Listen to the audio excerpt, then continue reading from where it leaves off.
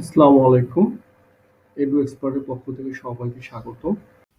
আজকে আমরা দেখব কিভাবে আমরা স্টুডেন্টদের জন্য পাসওয়ার্ড জেনারেট করতে পারি। Student student edit password change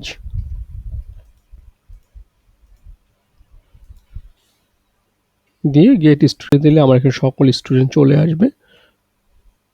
click সব স্টুডেন্ট আমার সিলেক্ট করতে হবে। এরপরে পাসওয়ার্ড চেঞ্জে ক্লিক করলেই ওদের নামে পাসওয়ার্ড জেনারেট হয়ে যাবে।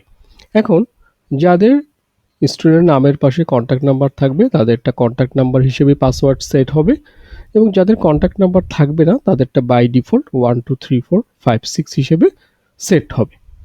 আচ্ছা, যদি আমি চাই যে না আমি কন্ট্যাক্ট নাম্বার থাকুক বা নাই থাকুক সবারটাই 1 2 3 4 5 6 হিসেবে সেট হোক বা জেনারেট হোক, তখন আমাকে সেট অল স্টুডেন্ট পাসওয়ার্ড 1 2 3 4 5 6 এর ক্লিক করে দিতে হবে। তাহলে এই মোবাইল নাম্বার বাদ হয়ে সবার এইটাই পাসওয়ার্ড হিসেবে জেনারেট হবে। অর্থাৎ আমরা দুইভাবেই খুব সহজে পাসওয়ার্ড জেনারেট করতে পারি।